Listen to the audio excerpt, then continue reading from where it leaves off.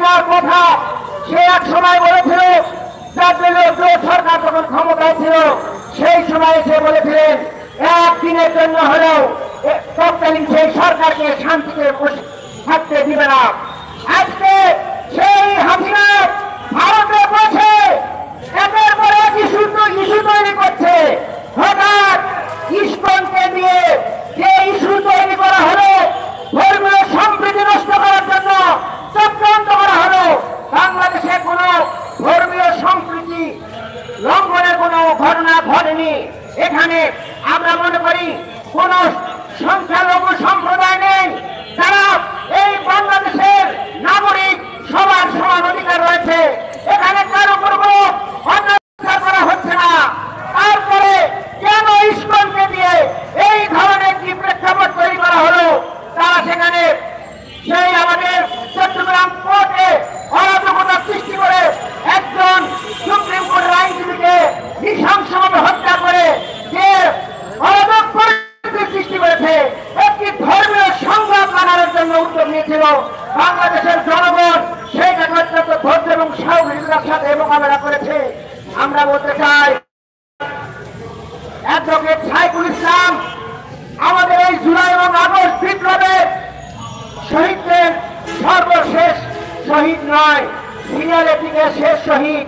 কিন্তু বাংলাদেশের স্বাধীনতা সার্বভৌমত্বের জন্য আমরা 18 কোটি মানুষ ওই শহীদ হওয়ার জন্য প্রস্তুত রয়েছি। ভারতের কাছে আমরা মাত্র করবো না।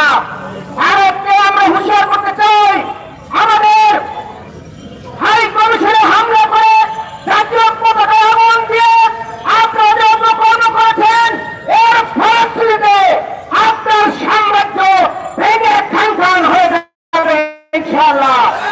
সংগ্রামী ভাই এবং বন্ধুগণ, আমরা আমাদের অন্তর্বর্তীকালীন সরকারকে বলতে চাই, আপনারা আন্তর্জাতিক আদালতে মামলা দায়ের করুন। তারা আমাদের হাই কমিশনে হামলা করলো, এটা সেখানকার সরকারের সহযোগিতা ছাড়া সম্ভব হয়নি। সেখানে আইন শৃঙ্খলা রক্ষাকারী বাহিনী ছিল, তারা কোনো ভূমিকা নেয়নি। এটা কোনোভাবেই আমরা মেনে নিতে পারি না। আন্তর্জাতিক আইনে আন্তর্জাতিক আদালতে মামলা করুন।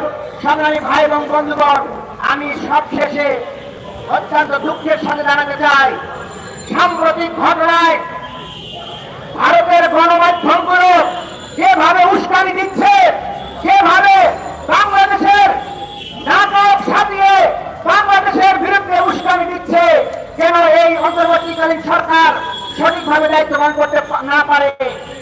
আমরা অত্যন্ত আশ্চর্য এবং দুঃখ ভারাক্রান্ত আমাদের হৃদয়। বাংলাদেশের গণমাধ্যমের ভিতরে যারা ফ্যাসিজমের দোষর রয়েছেন, তারা সেখানকার সেই বাংলাদেশের এই ইতিহাসকে, বাংলাদেশের ঘটনাগুলোকে সঠিকভাবে না তুলে তারা ওই ভারতের পক্ষে ছাপাই যাচ্ছে। ওই সকল গণমাধ্যমকে চিহ্নিত করতে হবে এবং শেখ হাসিনাকে পরিণত হয়েছে সেই পরিণত করতে হবে।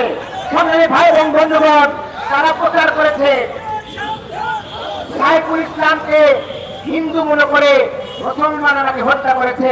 আমরা ধিক্কার জানাই এই গণমাধ্যমকে। এখনো যদি সাবধান না হন, তাহলে বাংলাদেশের মানুষ ওই ফ্যাসিস্টের সাথে আপনাদের ভারতে পাঠিয়ে দেবে। সংগ্রামী ভাই এবং বন্ধুগণ, পরিশেষে বলতে চাই, আমাদের এই মুহূর্তে সকল দল, মত, ধর্ম, বর্ণ সব কিছুকে ভুলে গিয়ে বাংলাদেশের স্বাধীনতা সার্বভৌমত্ব রক্ষার জন্য সুদৃঢ় ঐক্য গড়ে তুলতে হবে এবং সেই ইস্পাত প্রাচীরের মতো ঐক্য গড়ে তুলে আমরা যে কোনো ষড়যন্ত্র আসুন না কেন সেগুলোকে আমরা পরাজিত করে আমাদের এই জুলাই এবং আগস্টের এই বিপ্লবকে আমরা সফল করব। সেই সফলতার জন্য আগামী দিনের যে সুন্দর একটি নির্বাচন হবে, সেই নির্বাচনের মাধ্যমে যারা ক্ষমতা আসবে তাদের হাতে ক্ষমতা দেওয়ার জন্য আমি অন্তর্বর্তীকালীন সরকারকে উদাত্ত আহ্বান জানিয়ে, আবারও সুদৃঢ় ঐক্য গঠন করার উদাত্ত আহ্বান জানিয়ে আমার বক্তব্য এখানে শেষ করছি। আল্লাহ হাফেজ। বাংলাদেশ জিন্দাবাদ। ভয়েস অফ টাইম জিন্দাবাদ।